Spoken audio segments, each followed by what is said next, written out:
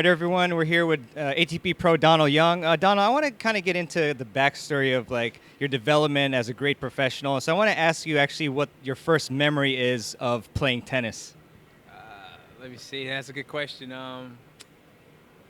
Probably at my home club in Chicago with my parents. So I was kind of like in the stroller, and if I was good, I was able to get out and hit some balls. So it was always about me being quiet and good while they played.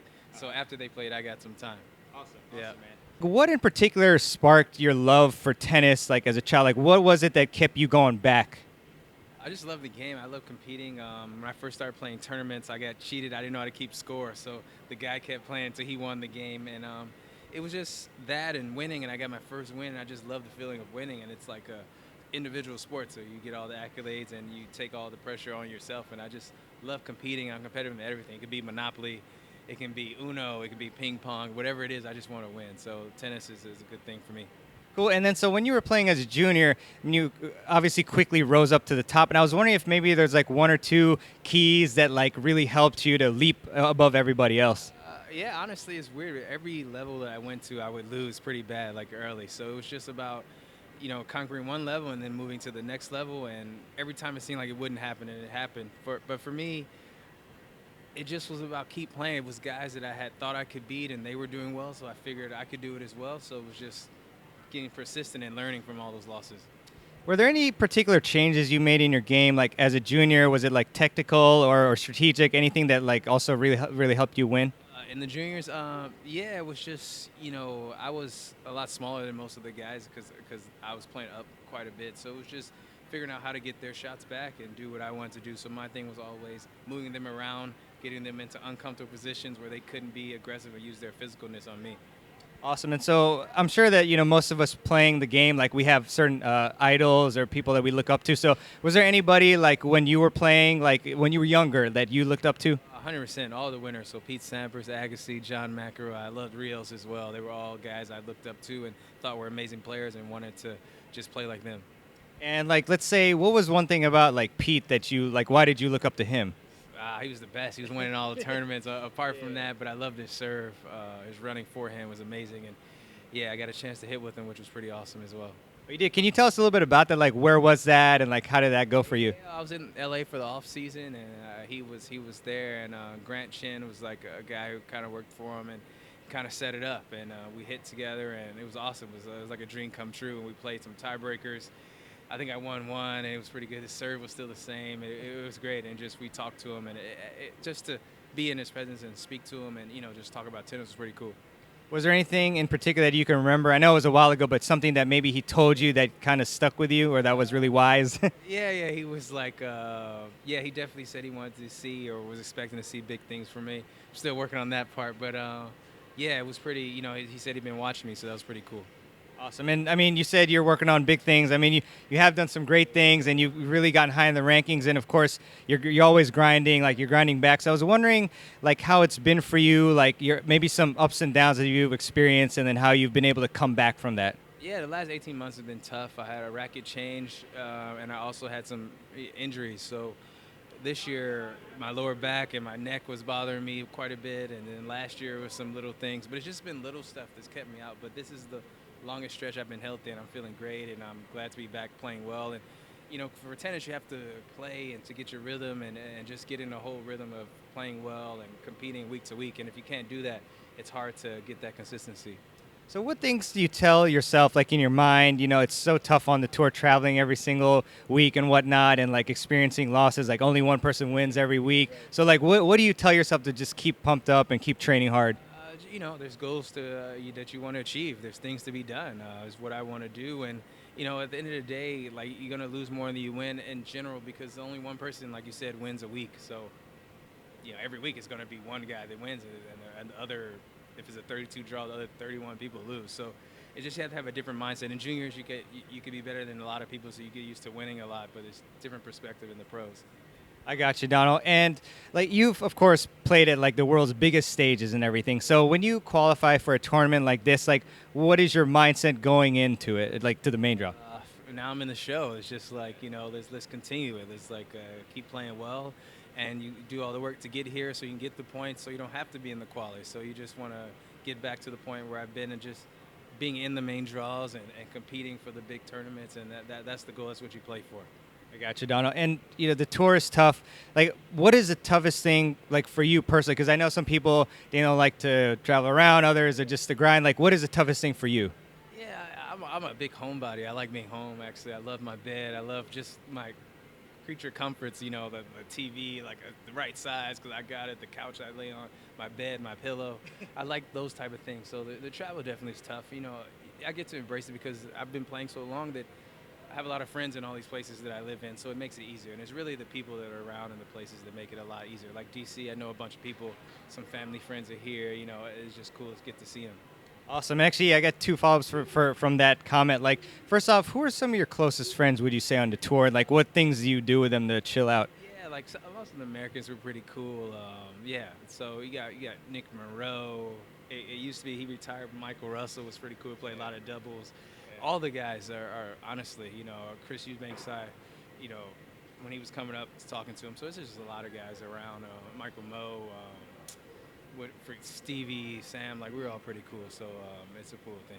Great stuff. And then you were mentioning how like when you love your home, being back home because you get to relax and you have things that are normal to you, right? So what are a couple things or maybe one thing that you do to help yourself like stay relaxed and like almost feel like maybe you're at home in some senses, like anything you bring with you or anything like that? Like now everything's on the internet, so I got my iPad, I can watch all the movies.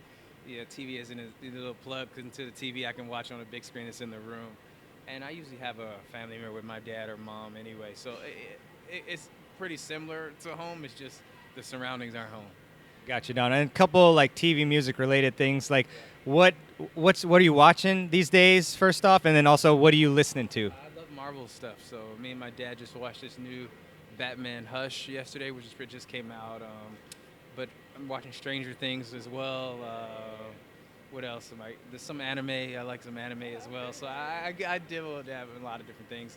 Yeah, for sure. Prince of Tennis? I have not watched it. I actually have seen it. I have to watch that. Is it pretty good? It's good. Yeah, it's pretty good. Yeah. Check it out then. I'll check it out for sure. Awesome, man. And also, like, what's on your phone? Like, what do you listen to these days? Rick Ross or what? I love rap, hip hop, R&B. Chance the Rapper just dropped his new album. I've been bumping that. Obviously Drake, Atlanta. You got 2 Chainz. Yeah, there's just a lot of guys on my thing that I like a lot. More than I can name. I like a lot of them. Awesome. And also, like, what after matches, I'm curious about your routine. Like, do you have a routine like that you go through to recover as best you can after matches? Yeah, I mean, matches like this is heat. In the conditions like this, it's pretty hot, so you might get an ice bath then, contrast shower, maybe a massage.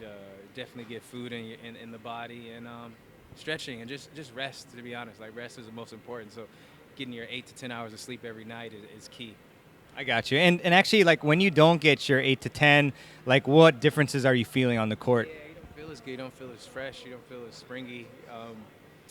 Yeah, and I like to sleep. Forever has always been 8 to 10 hours. If I get that, that's my thing. And, when you're practicing, you might not need the 8 to 10 hours because there's no pressure involved. It's pretty chill. It's just for an hour. But when you're playing and competing in a tournament at the highest level with the best players, the sleep is the most important for me.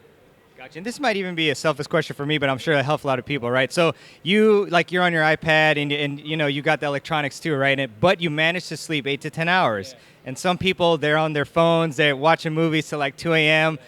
But like, what do you tell yourself, or like, how are you able to get into bed like when you need to and ignore like electronics and stuff too late? It's tough, but most of the people that I contact on a regular know the schedule, so they'll know if it's getting too late.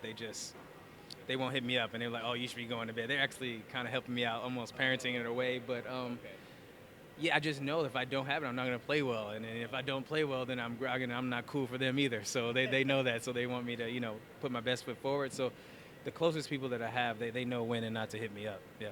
Yeah, that makes a lot of sense. Accountability from other people, and also like it. Is there any plans for you to like go sightseeing or anything in DC? Anything you particularly want to see? I know you played here before, right? But anything you want to do or anything up here?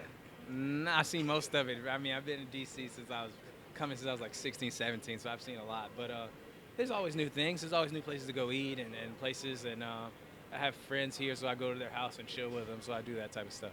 Got you. And your footwork is amazing. Like, I think, of course, like you grind a lot of people out on tour, like even like today, you great comeback win. So do you have any tips on how we can achieve better footwork, flexibility, like move around better, be quick like you, like any tips for that? It's all practice, to be honest. A lot of footwork drills on the court, a lot of cone stuff, just, picking stuff up from other people, stuff from my trainers, and just working at it. You want to be good at it, so you just work on it. It's all about consistent, persistent, like doing the same thing over and over, because if you don't do that and don't get those reps in, you're never going to get good at it.